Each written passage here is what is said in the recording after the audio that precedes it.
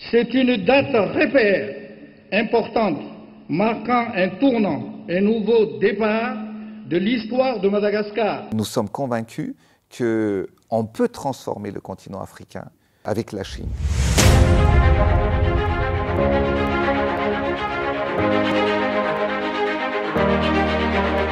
Ny anahazovana ny fiara-miasa eo an'i Madagasikara sy Chine tao anatin'ny taona maromaro farany izay, indrindra ny eo amin'ny lafin'ny foto-drafitr'asa.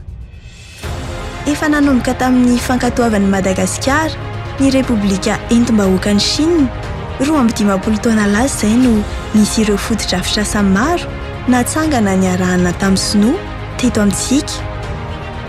Raha tsy hitanisa afa-tsy ny lalam-pirenena faharoa mampitohy an'ny Moramanga sy Andranopapango isika, ny fanamboarana orinasa mpanao siramamy tany Morondava, ny fitoeram-panandramana fambolena vary teny Laniera, ny fanamboarana ny Palais des Sports et de la Culture etsy Mahamasina, na ihany koa ny Centre de Conférence International IVAT na ny CCI sy ny Hôtel Kintana Dimy manamorona azy eo, na ihany koa ny CHU na ny Centre Hospitalier Universitaire eo Anosiala.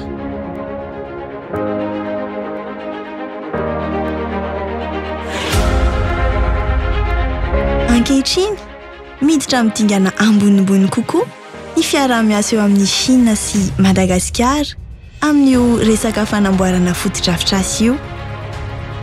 Miba antoerana ao anatin'izay ny fanamboaran-dalana.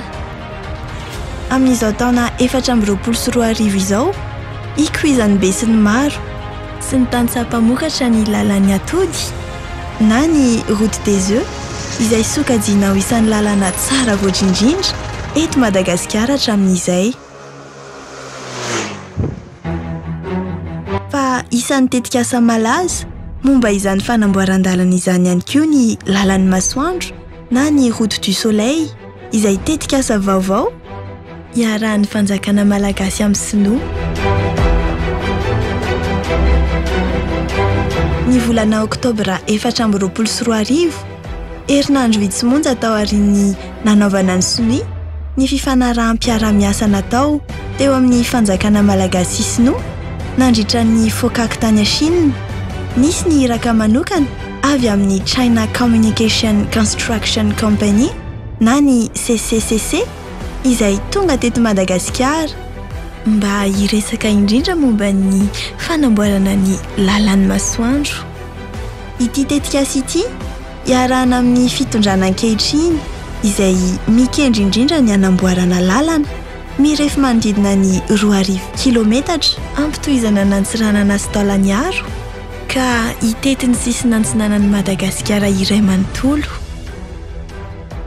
Naneho ny fahavononany amin'ity tetikasa ity ny filoham-pirenena Andry Rajoelina ka nanipika fa ampiaingana indrindra ny toe-karena amin'ireo faritra lalovan'ny lalan'ny masoandro ny tanjony ka ampiroborobo ny fifandraisana eo amin'ireo faritra ireo amin'ny Madagasikara iray manontolo. Donc votre venue ici aujourd'hui à Madagascar marque votre volonté à accompagner notre vision et le développement de Madagascar. Votre société, votre groupe, le China Communication Construction Company, reconnu à travers le monde pour ses réalisations dans le domaine des infrastructures, sera vraiment un bon partenaire pour transformer Madagascar.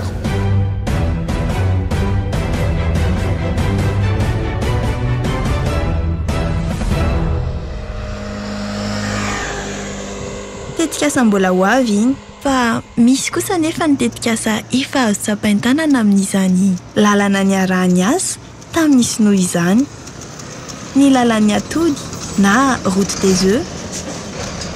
Tsy ono efa mivaingana ary azo tsapain-tanana ny kalitaon'ny fiara-miasa amin'ny Sinoa. Manaporofo izany ity lalana mampitohy an'ny Mahitsy sy Tanety be Mahazaza ity, lalana izay mirefy 7,0 kilometatra. Manandanja lehibe ho an'ny mpiompiakoho sy ny mpamokatra atody amin'ity faritra ity ny fahavitany ity lalana eto.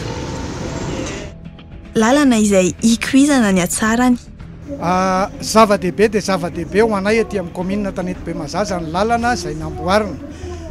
Tamin'ny teo aloha mbola tsy vita iny lalana iny dia efa nitatitra atody izay satria izay dia biopy tanteraka mihitsy ary zanak'olona avy ety izay na dia hoe mpampianatra ary fa zanak'olona avy ety ary biopy fa tena mijaly vao tonga any Antananarivo ny atody mila ho faty sasaka mihitsy mivaky eny an-dalana satria ao anaty ranom-potaka no mandeha sahirana mihitsy dia tena mitondra tombontsoa lehibe ho anay mihitsy fa amin'izao zay raha miala eto Tanety Mazaza mankany Antananarivo mitondra atody ray alina fa raha misy dia misy mivaky amin'izany eo amin'ny 10 eo mba tsy andriako aloha atao hoe 20. Raha ny Antontanisy, atody manodidina ny 5 isan'andro no mivezivezy ampiankarina aty Antananarivo renivohitra amin'ny alalan'ity lalana ity. Ny taona 2024 no natomboka ny fanamboarana ity lalana ity tao aorian'ny fangatahan'ireo tantsaha sy mpamokatra atody eny amin'iny faritra iny noho ny fitaranan'izy ireo amin'ny fantiantoka nateraky ny lalana ratsy. Ny volana Jona 2024 kosa no vita tanteraka izany. Foto-drafitr'asa izay nahafahana nampiena ny fahavakisan'ny atody eny an-dalana. Lalana Tanety Mazaza, Antananarivo mahitsy moa zany azo lazaina hoe tsara lalana. Fa ny mahitsy Mazaza dia azoko lazaina hoe anisan'ny lalana tsara indrindra eto Madagasikara angambany. Ny akon'ny fahatsaran'ny lalana par rapport amin'ny teo aloha zany dia misy ankony be ho amin'ny indrindra fa mipiompy sy ireo mpampakatra vokatra. Ny atody moa zany ny tena voalohan-darana amin'izay. Zany hoe raha teo aloha zany mitondra atody 5000 pièces ianao Tanety Mazaza mandeha Antananarivo dia mety any amin'ny 300 na 500 any perte ao anatin'ireo 5000 pièces ireo. Fa amin'izao zany raha mitondra atody 5000 pièces ianao Mazaza Antananarivo eo amin'ny 90 à 66 perte. Tsy ny mpamokatra atody ihany anefa no mahazo tombony tamin'ny fisian'ity lalana tsara tarehy ity fa ny mponina iray manontolo. Efa hita mivantana eny amin'ny toe-karena sy ny fiainan'ny mponina amin'ny andavanandro ny vokatsoa avy amin'ity lalana ity.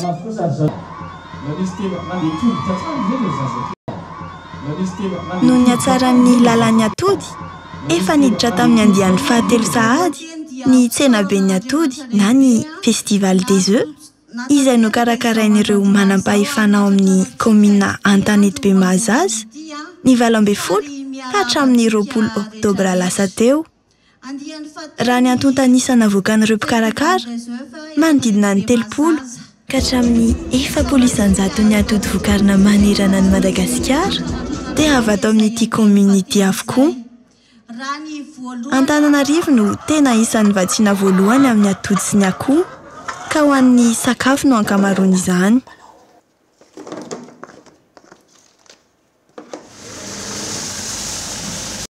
Fitahiana ho an'ny distrika Ambohidratrimo ny fisian'ity lalana ity. Hoy kosa ny solombavam-bahoaka voafidy tamin'ny faritra iny. Tsy vitany manatsara ny fitaterana fotsiny ihany izany fa manatsara ihany koa ny kalitaon'ny fiainan'ny mponina amin'ny ankapobeny. Commune Tanety Mazaza izay ireharehan'ny distrika Ambohidratrimo raha amin'ity seha-piariana anankiray ity no jerena. Marina fa tsy eto ihany no misy manao an'ity seha-piariana ity fa teto no azo lazaina hoe loharanony ipoirany ka mahatonga ilay fomba fiteny rehefa ivelan'ny tanàna isika no manao hoe any amin'ny fanjakan'ny atody. Zany hoe raha eto Madagasikara no miteny an'izany dia efa tonga dia Tanety Mazaza no ao an-tsaina avy hatrany. Ary ireharehany zany ho iasa satria misy lafiny maro voakasika ao anatin'izany fa indrindra ny lafiny ara-toe-karena. Isan'ny nahazo tombony manokana ity commune ity sy ny manodidina amin'ny famokarana ireo sakafo izay tsy afa-misaraka amin'ny andavanandro ny mponina eto an-drenivohitra noho ny fahazahoan'ity lalana ity avy amin'ny fanjakana Sinoa. lalana izay natao indrindra nampiana tosika ireo tantsaha sy mpiompy amin'ity lalam-piariana ity hoy ny nambaran'ny masovony Chine eto Madagasikara izay tonga nanome voninahitra ity fety be ny atody ity noho i Chine mpiara-miombonantoka voalohany nahazona ity fotodrafitrasa ity 马哈扎扎镇呢是马达加斯加著名的鸡蛋镇从事鸡蛋养殖的大小农户呢有200多。 Zaza dia ilay toerana malaza eto Madagasikara amin'ny atody manana ny mihoatra ny 200 ary mamokatra atody 3 hetsy isan'andro. Ny 30 hatramin'ny 70 isan-jato ny atody vokatra eto Madagasikara dia avy eto avokoa. Ary na eno aho hoe ny ankabeazan'ny atody miakatra eny an-drenivohitra dia avy eto. Raha ohatra ka mihinana atody 10 isan'andro dia eritreretiko fa ny 7 amin'izay dia avy eto. 我到这里来，我感到非常的亲切，也感到非常的高兴。 Misy ohabolana sinoa manao hoe raha te hanankarena ianao manamboara lalana aloha. Tato anatin'ny taona vitsivitsy lasa ny gouvernement malagasy dia nanome lanja manokana ny fotodrafitrasa fanamboaran-dalana. Mandray anjara mavitrika amin'izany ny gouvernement sy ny orinasa sinoa. Ny lalan'ny atody izay namboarina niaraka tamin'ny fanampian'ny gouvernement sinoa dia vokatry ny fiaraha-miasantsika roa toto. Izany dia nitondra fanamaivanana teo amin'ny saram-pitanterana ny atody, nitondra fivoarana ara-ekônomika sy nitondra fanatsarana ny farim-piainan'ny mponina mampiasa ny lalana. Izany rehetra izany dia mafana. Azo ireharehana ary mampanentana ny fanohizana ny fiaraha-miasa amin'ny Chine sy ireo mampiasa vola sinoa araka izany ny fisian'ity fotodrafitrasa tsara rafitra ity.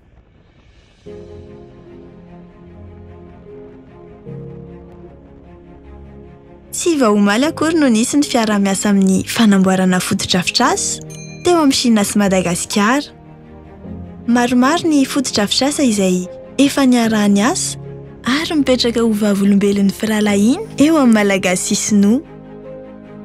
Voalohany amin'izany ny kianjan'ny Barea eo amin'ny Mahamasina izay kianja lehibe indrindra eto Madagasikara ary mahazaka olona miisa 74 alina.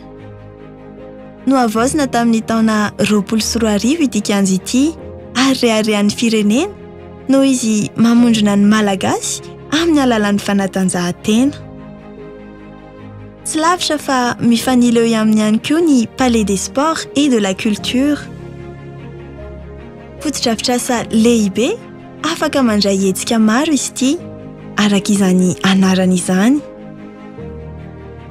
Toerana izay afaka mandray olona miisa 277 ary manamarika ny efa fisian'ny fiaraha-miasa matotra teo amin'ny rodonta tany aloha. Ankoatra ny fanatanjahantena, eo ihany koa ny toeram-pitsaboana izay namboarin'ny orinasa sinoa toy ny centre hospitalier universitaire ao Anosiala ao amin'ny district Anambohidratrimo. Ny taona 2024 no notokanana ity toeram-pitsaboana izay famatsim-bola avy amin'ny fanjakana sinoa ity. Tsy nijanona tamin'ireo ihany anefa ny fotodrafitrasa niarahan'i Madagasikara tamin'ny Chine. Ohatra mivaingana efa niarahana hita ihany koa izao ny fahavitany lalam-pirenena 5A izay mampitohy Anambilobe Soemar. Lalana izay isan'ny nampikaiky ny mpampiasa lalana hatramin'izay nefa vokatry ny fiaraha-miasa tamin'ny orinasa sinoa CRBC dia izao vita tsara tarehy izao ihany koa. Hatramin'ny nataniny tany, hatramin'ny niverenany fahaleovan-tena dia io lalana io arak'ilay hira izay nampijaly taloha hoe iny lalana iny, lalana sarotra, lalana mampijaly. Io lalana io dia lalan-tany, lalana godra izay mampikaikaiky ny vahoaka. Tongotsika androany mijoro eto anatrehanareo amin'ny teny hoe bye bye godra.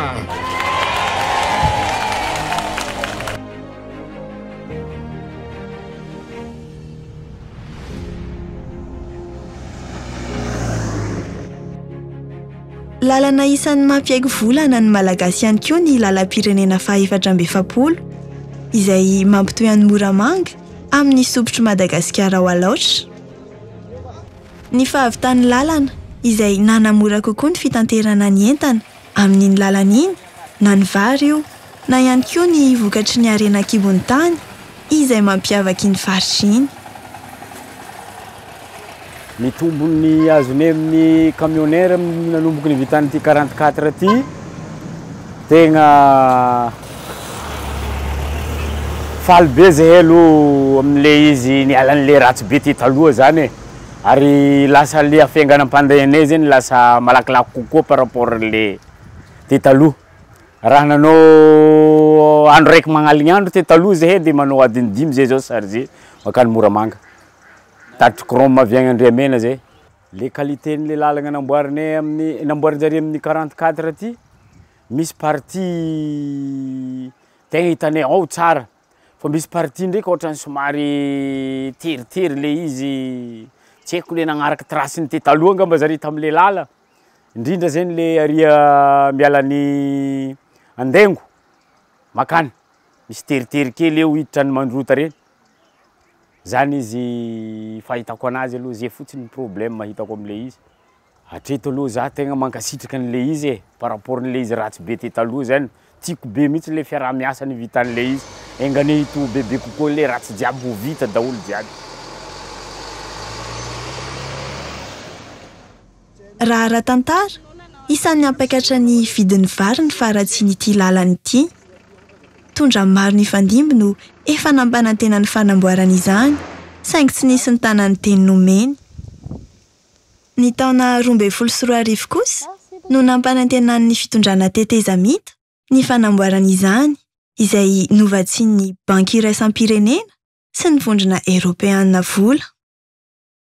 Taty aorian'ny taona 2014 kosa vao tena nanomboka ny fanamboarana izany, ka ny orinasa China Road and Bridge Corporation na ny CRBC ihany koa no niandraikitra ny fanamboarana izany, ka ny 12 Oktobra 2014 teo no vita tanteraka ary natao reception ny ampahany faharoa amin'ity lalana ity, izay mampitoa ny Amboasary sy Vodiala. Raha toa ka niainga teo Marivoay kosa ny ampahany voalohany. Mbola fanomboham-piaraha-miasa ihany ireo fotodrafitrasa samihafa iarahana amin'ny orinasa sinoa maromaro ireo, fa mbola misy ihany koa ny tetikasa amin'ny hoavy izay efa manangasangany sahady. Toy izany ohatra ireo tetikasa anamboarana seranatsambo lehibe ao amin'ny Elo-Dranon-Narindra ao Analalava. Eo ihany koa ny fanamboarana tohadrano famokarana herinaratra ao Ranomafana, faritra Itasy, izay efa nisy trano Madagasikara Famantsimbolo avy amin'ny Exim Bank ary efa nankatoavin'ny solombavam-bahoaka. Tetikasa efa andalam-pandiniana sy hitadiavana fiaraha-miasa ihany koa ny momba ny fanavaozana ny lalam-by eto amintsika. Nous voulons lancer le projet de la ligne ferroviaire également, voire aussi sur le côté est de Madagascar. Nous avons aussi encore quelques trains qui fonctionnent, mais nous voulons complètement transformer. Et on veut également collaborer, voir avec vous, dans les projets de génie civil, c'est-à-dire la conception, la construction des barrages et des centrales hydroélectriques.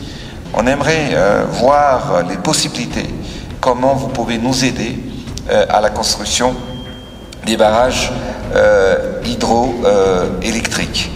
C'est l'étude de faisabilité, la conception également des projets portuaires. Nous voulons donc exploiter notre potentiel en construisant, en rénovant également nos ports sur l'ensemble du territoire malagasy.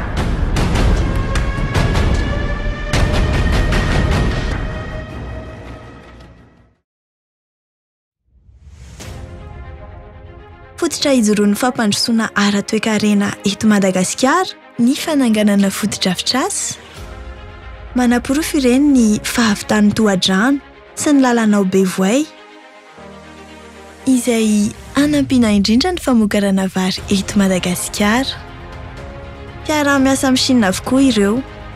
Amin'ny ankapobeny, manatsara ny fifamoivoizana eto Madagasikara ny fisian'ireo fotodrafitrasa samihafa ireo, fa indrindra manatsara ny farim-piainan'ny malagasy be ny efa vita mbola maro ihany koa no avy i Chine izay mpiara-miasa akaiky amin'ny Madagasikara dia mandray anjara lehibe amin'ny fanovana ity firenentsika ity ka manamafy ny fifandraisana eo amin'ny roa tontatrany izany